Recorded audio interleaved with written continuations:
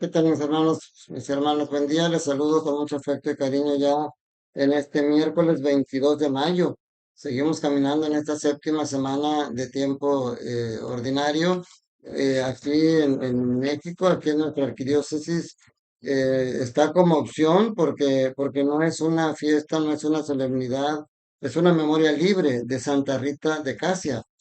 Entre paréntesis, a mí la vida de esta mujer me recuerda hace muchos años aquí en Monterrey, un muchacho llegó con su mamá y le dijo que había matado a otra persona, pero que había sido un accidente y le decía, ayúdame a esconderme. Y la madre lo que hizo fue y lo entregó a las autoridades, porque le dijo, no, mijito, si tú cometiste eso, aunque sea por accidente, tienes que pagar por eso. O sea, ella prefirió, y seguramente este hijo, pues yo obviamente ya no le seguí la huella. Seguramente este hijo pudo salir pronto y luego ya rehacer su vida. En cambio, si hubiera vivido huyendo, seguramente se dedicaría a la maldad. La mujer prefirió. Y se lo digo porque Santa Rita de Casia, perdón, se casó con un hombre que resultó ser muy violento. Tuvo dos hijos y ese hombre por ser violento un día lo mataron. Antes de morir él se arrepintió, pero sus hijos se arrepintió de la mala vida que le dio a Santa Rita. Sus hijos prometieron vengarse, iban a buscar a los asesinos o al asesino de su padre para matarlo. Y Santa Rita prefirió decirle a Dios que mejor, si no podía evitar eso, que mejor se murieran, que mejor se los llevara, que se los entregara para que no se perdieran en el infierno. Qué difícil, a veces la vida de santidad que el Señor nos pide. Pero bueno, hoy recordamos a esta memoria libre de Santa Rita de Casia y meditamos en la primera lectura de la carta al apóstol Santiago, capítulo 4 versículos del 1 al 10.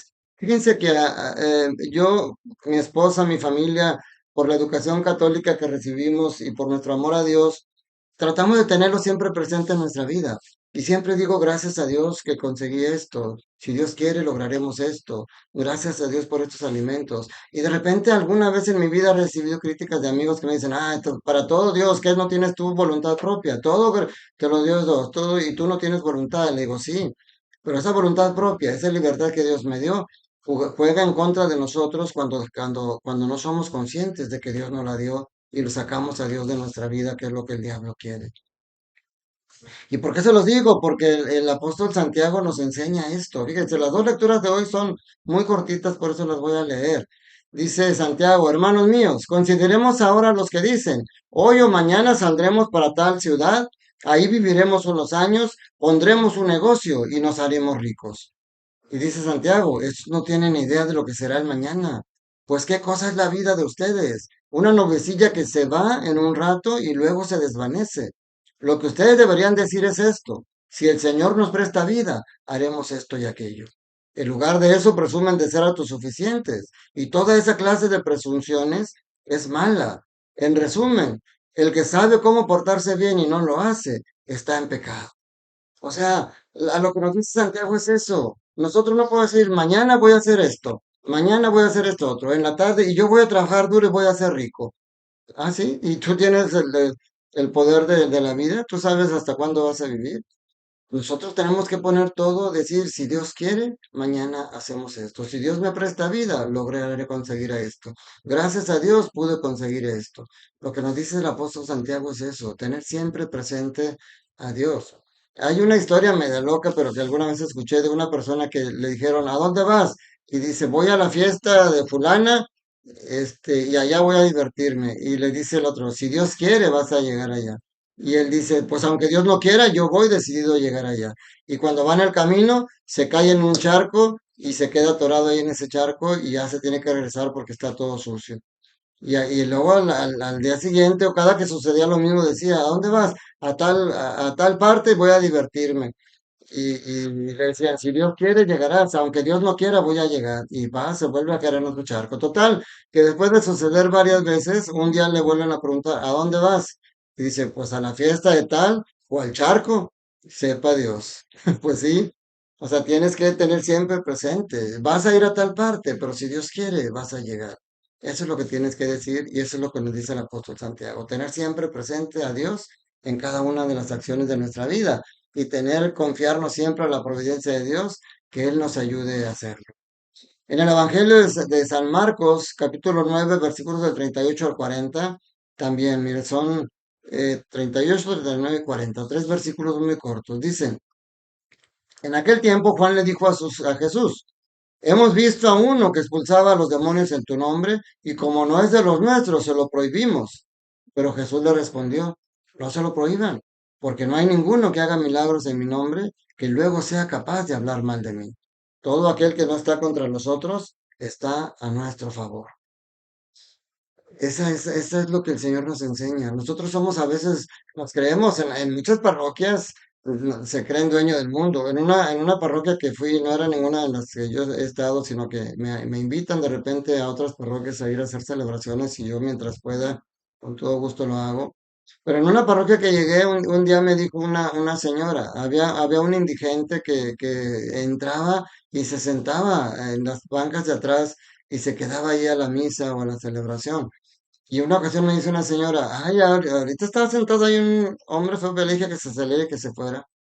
Y le digo, pero ¿por qué le dijo eso? "Ah, porque no tenía buen aspecto. O sea, nosotros a veces nos sentimos los dueños del templo, nos sentimos los dueños del mismo Cristo y queremos decidir quién debe de acercarse a Cristo y quién no. Y hoy el Señor nos enseña que nosotros no somos dueños.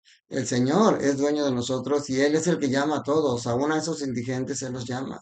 Y si esa persona se acerca y se sienta respetuosamente atrás y no, y es más, aunque se sentara adelante, si no está haciendo nada malo, tenemos que permitirle estar ahí.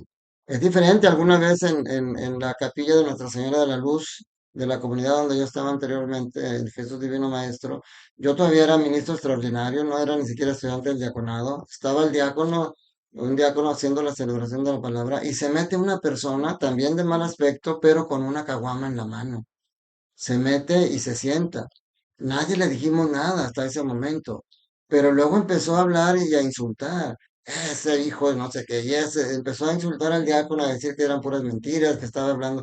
Entonces ahí sí, incluso yo, porque vi que nadie de los demás se acercaba, yo fui, me le acerqué y amablemente lo invité a salir y afuera me quedé un rato platicando con él.